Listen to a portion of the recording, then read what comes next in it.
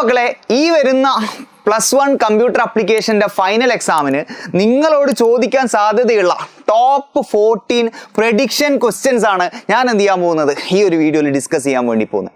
അപ്പോൾ മക്കളെ നോർമലി ഞാൻ ഭയങ്കരമായിട്ടുള്ള ഒരു പ്രഡിക്ഷൻ കിങ് ഒന്നുമല്ല, എന്നാലും ഇതാ ഞാൻ ഇവിടെ എന്ത് ചെയ്യാൻ പോകാന്ന് വെച്ച് കഴിഞ്ഞാൽ നിങ്ങളോട് നിങ്ങളെ എക്സാമിന് +1 കമ്പ്യൂട്ടർ ആപ്ലിക്കേഷൻ്റെ എക്സാമിന് ചോദിക്കാൻ സാധ്യതയുള്ള ടോപ്പ് 14 ക്വസ്റ്റ്യൻസ് ആണ് ഞാൻ എന്ത് ചെയ്യാൻ പോകുന്നത് ഇവിടെ പ്രഡിക്റ്റ് ചെയ്യാൻ വേണ്ടി പോകുന്നത്.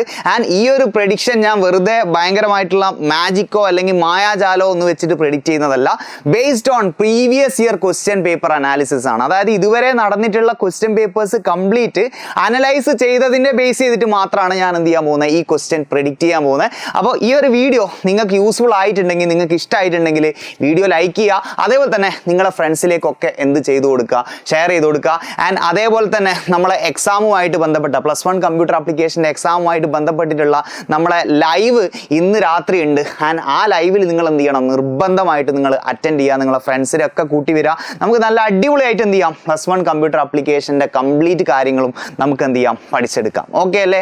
യെസ്. അങ്ങനെയാണെങ്കിൽ മക്കളെ ഈ ഒരു 14 പ്രഡിക്ഷൻ ക്വസ്റ്റ്യൻ എന്ന് പറയുന്നത് ഞാനിവിടെ ചാപ്റ്റർ വൈസ് ആയിട്ടൊന്നുമല്ല, ടോട്ടൽ ഒരു 14 ക്വസ്റ്റ്യൻസ്. നിങ്ങൾ ഇതുവരെ ഇനിയിപ്പോൾ ഒന്നും പഠിച്ചിട്ടില്ലെങ്കിൽ ഉറപ്പായിട്ടും ഈ 14 ക്വസ്റ്റ്യൻസ് എങ്കിലും പഠിച്ചു കഴിഞ്ഞാൽ ഈ 14 ക്വസ്റ്റ്യൻസ് നിങ്ങൾക്ക് നല്ല അടിപൊളിയായിട്ട് എഴുതാൻ പറ്റും. ഓക്കെ.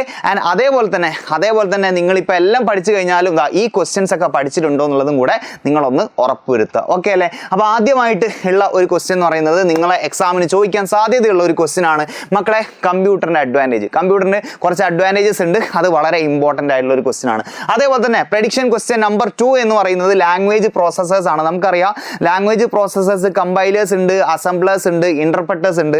ഇതിനെ പറ്റിയിട്ട് എക്സ്പ്ലെയിൻ ചെയ്യാനുള്ള ഒരു ക്വസ്റ്റ്യൻ നിങ്ങൾക്ക് ഷുവറായിട്ടും ചോദിക്കും. അപ്പോൾ ഈ ഒരു ക്വസ്റ്റ്യൻ നിങ്ങൾ എന്ത് ചെയ്ത് വെക്കുക, പഠിച്ചു വെക്കുക. അതേപോലെ തന്നെ മറ്റൊരു ചോദ്യം എന്ന് പറയുന്നത് ഈ ഫ്രീ സോഫ്റ്റ്വെയറും ഓപ്പൺ സോഴ്സ് സോഫ്റ്റ്വെയറും എന്താണെന്നുള്ള ഒരു കാര്യമാണ്. ഫ്രീ സോഫ്റ്റ്വെയറും ഓപ്പൺ സോഴ്സ് സോഫ്റ്റ്വെയറും അല്ല, ആക്ച്വലി ഇവിടെ ഉദ്ദേശിച്ചിട്ടുള്ളത് ഫ്രീ ആൻഡ് ഓപ്പൺ സോഴ്സ് സോഫ്റ്റ്വെയറും അതുപോലെ തന്നെ പ്രൊപ്രൈറ്ററി സോഫ്റ്റ്വെയറും. ഇതായിരുന്നു ഞാൻ ആക്ച്വലി ഈ സ്ലൈഡിൽ ഉദ്ദേശിച്ചത്. ഇതിൻ്റെ ഡിഫറൻസ് എഴുതാൻ പരീക്ഷയ്ക്ക് എന്ത് ചെയ്യാറുണ്ട്, ചോദിക്കാറുണ്ട്. സോ ഇത് വളരെ ഇമ്പോർട്ടൻ്റ് ആണ്. ഇതാണ് എൻ്റെ prediction question number 3. Free software നമ്മൾ free and open source software എന്നാണ് വിളിക്കുന്നത്. അതുപോലെ തന്നെ പ്രൊപ്രൈറ്ററി സോഫ്റ്റ്വെയറും. ഇതിൻ്റെ രണ്ടിൻ്റെയും ഡിഫറൻസ് എന്താണ്, പരീക്ഷയ്ക്ക് ചോദിക്കുന്ന ക്വസ്റ്റ്യൻ ആണ്. അതേപോലെ തന്നെ മറ്റൊരു ക്വസ്റ്റ്യൻ ആണ് algorithm to flow chart and തിരിച്ചും. അതായത് നിങ്ങൾക്ക് നിങ്ങളെ ക്വസ്റ്റ്യൻ പേപ്പറിൽ ഒരു അൽഗോരിതം തരും, എന്നിട്ട് പറയും ഈ അൽഗോരിതത്തിന് എന്താക്കാൻ, ഒരു ഫ്ലോ ചാർട്ടാക്കി മാറ്റാൻ. ഇത് പരീക്ഷയ്ക്ക് സ്ഥിരം ചോദിക്കുന്ന ഒരു ക്വസ്റ്റ്യൻ ആണ്. ഇപ്രാവശ്യത്തെ മോഡൽ എക്സാമിനും ഈ ഒരു പാറ്റേണിൽ എന്ത് ചെയ്തിട്ടുണ്ട്, ക്വസ്റ്റ്യൻ വന്നിട്ടുണ്ട്. അൽഗോരിതം തന്നിട്ട് അതിനെ ഫ്ലോ ചാർട്ട് ആക്കാൻ. അല്ലെങ്കിൽ ചിലപ്പോൾ ചോദിക്കുക ഒരു അൽഗോരിതം തന്നിട്ട് ഈ അൽഗോരിതം ഇംപ്ലിമെൻറ്റ് ചെയ്താൽ എന്ത് ഔട്ട്പുട്ടാണ് നമുക്ക് കിട്ടുക. അങ്ങനെയൊക്കെയുള്ള ക്വസ്റ്റ്യൻസ് പലപ്പോഴും പരീക്ഷയ്ക്ക് വരുന്നതാണ്. അപ്പോൾ ഈ ഒരു സംഭവം നിങ്ങളൊന്ന് നോക്കി വെക്കുക. ഇത് നിങ്ങളെ ക്വസ്റ്റ്യൻ പേപ്പറിൽ വരാൻ സാധ്യത ഒരു ക്വസ്റ്റ്യൻ ആണ്. അതേപോലെ തന്നെ മറ്റൊരു കാര്യം മക്കളെ, ഫ്ലോ ചാർട്ടിൽ എന്തൊക്കെ സിമ്പിൾസ് ഉപയോഗിക്കുന്നുണ്ട് എന്നുള്ള ഒരു ചോദ്യമാണ്. ഇനിയിപ്പോൾ ചിലപ്പോൾ ഫ്ലോ ചാർട്ടിൽ ഉപയോഗിക്കുന്ന സിമ്പിൾസുമായിട്ട് ബന്ധപ്പെട്ട എന്തെങ്കിലും ബേസിക് ക്വസ്റ്റ്യൻസ് ആയിരിക്കും ചിലപ്പോൾ ചോദിക്കുക. പക്ഷേ പലപ്പോഴും നിങ്ങളോട് ചോദിക്കാൻ സാധ്യതയുള്ള, അല്ലെങ്കിൽ പലപ്പോഴും ഇതുവരെ ക്വസ്റ്റ്യൻ പേപ്പേഴ്സ് ഒക്കെ നോക്കുമ്പോൾ ഒരുപാട് പ്രാവശ്യം ചോദിച്ചിട്ടുള്ള ഒരു ചോദ്യമാണ് ഫ്ലോ ചാർട്ടിൽ എന്തൊക്കെ സിമ്പിൾസ് ഉണ്ട് എന്നുള്ളത്. അപ്പോൾ അത് എന്ത് ചെയ്ത് വെക്കുക, കറക്റ്റ് ആയിട്ട് പഠിച്ചു വെക്കുക. അതേപോലെ തന്നെ മറ്റൊരു ചോദ്യമാണ് നിങ്ങളോട് ചോദിക്കാൻ സാധ്യതയുള്ള മറ്റൊരു ക്വസ്റ്റ്യൻ ആണ് സ്വിച്ചും അതുപോലെ തന്നെ LCF ലാഡറിൻ്റെയും ഡിഫറൻസ് എഴുതുക. ഓക്കെ, സ്വിച്ചിൻ്റെ LCF ലാഡറിൻ്റെ ഡിഫറൻസ്. ചിലപ്പോൾ ഇത് ഡയറക്റ്റ് ഡിഫറൻസ് തന്നെ എഴുതാൻ ചോദിക്കണമെന്നില്ല. ചിലപ്പോൾ സ്വിച്ച് തന്നിട്ട് LCF ലാഡറാക്കി മാറ്റാൻ പറയും. ഒരു സ്വിച്ചിൻ്റെ സ്റ്റേറ്റ്മെൻറ്റ് തന്നിട്ട് അതിനെ LCF ലാഡറാക്കി മാറ്റാൻ പറയും. അല്ലെങ്കിൽ തിരിച്ച് LCF ലാഡർ തന്നിട്ട് സ്വിച്ച് ആക്കി മാറ്റാൻ പറയും. അതേപോലെ തന്നെ ലാസ്റ്റ് ആയിട്ട് ഇവിടെ 7ാമത്തെ ഈ ഒരു സ്ലൈഡിലുള്ള ലാസ്റ്റ് ക്വസ്റ്റ്യൻ ആയിട്ട് പറയുന്നത് 4 കോമ്പണൻസ് ഓഫ് ലൂപ്പാണ്. ഒരു ലൂപ്പിൻ്റെ 4 കോമ്പണൻസ് ഏതൊക്കെയാണെന്ന് കറക്റ്റായിട്ട് പഠിച്ചു വെച്ചോ. ലൂപ്പിൻ്റെ 4 കോമ്പണൻസ് ഏതൊക്കെയാണെന്ന് ഡയറക്റ്റ് ചോദിക്കും. അല്ലെങ്കിൽ ഇവർ നമുക്കൊരു ലൂപ്പിംഗ് തരും, എന്നിട്ട് നമ്മളോട് ചോദിക്കുന്നതാ ഈ ലൂപ്പിൽ ഓരോ കോമ്പണൻസിനെ ഐഡന്റിഫൈ ചെയ്യാൻ ചോദിക്കാറുണ്ട്. ഓക്കെ, അപ്പോൾ അത് മറ്റൊരു ഷുവർ ആയിട്ട് ചോദിക്കുന്ന ക്വസ്റ്റ്യൻ ആണ്. പിന്നെ 8ാമത്തെ ക്വസ്റ്റ്യൻ എന്ന് പറയുന്നത് cascading of input output operations ആണ്. അതായത് ഇൻപുട്ട് ഔട്ട്പുട്ട് ഓപ്പറേഷൻ്റെ കാസ്കേഡിങ്ങിനെ പറ്റിയിട്ട് നമ്മൾ പഠിക്കുന്നുണ്ട്. ആ ഒരു കാര്യം നിങ്ങൾ പഠിച്ചു വെക്കുക, ഇമ്പോർട്ടൻ്റ് ആയിട്ട് ചോദിക്കുന്ന ഒരു ക്വസ്റ്റ്യൻ ആണ്. മറ്റൊരു ചോദ്യം എന്ന് പറയുന്നത് ടൈപ്പ് മോഡിഫയേഴ്സ്. നിങ്ങളെ ക്വസ്റ്റ്യൻ പേപ്പറിൽ നിങ്ങൾ കാണാൻ വളരെ വളരെ സാധ്യതയുള്ള ഒരു ക്വസ്റ്റ്യൻ ആണ് ടൈപ്പ് മോഡിഫയേഴ്സ് എന്താണെന്നുള്ളത്. അപ്പോൾ അത് ഇമ്പോർട്ടൻ്റ് ആണ്. അതേപോലെ തന്നെ ലോജിക്കൽ ഓപ്പറേറ്റേഴ്സ് ആയിട്ട് നമ്മൾ പഠിക്കുന്ന 3 ഓപ്പറേറ്റേഴ്സ് ആണ്.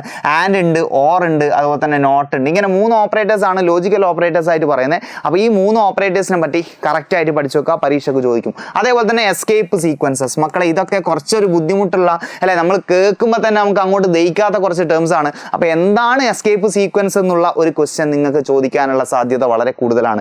അതേപോലെ തന്നെ മറ്റൊരു ചോദ്യം, ഈ IP അഡ്രസ് എന്താണ്, MAC അഡ്രസ് എന്താണ്, അല്ലെങ്കിൽ ഇതിൻ്റെ രണ്ടിൻ്റെ ഡിഫറൻസ്. ഇത് കമ്പ്യൂട്ടർ നെറ്റ്വർക്ക് എന്ന് പറയുന്ന ചാപ്റ്ററിലുള്ള ഒരു ക്വസ്റ്റ്യൻ ആണ്. അപ്പോൾ IP അഡ്രസ്സിൻ്റെയും MAC അഡ്രസ്സിൻ്റെയും ഡിഫറൻസ് കറക്റ്റ് ആയിട്ട് പഠിച്ചു വെക്കുക.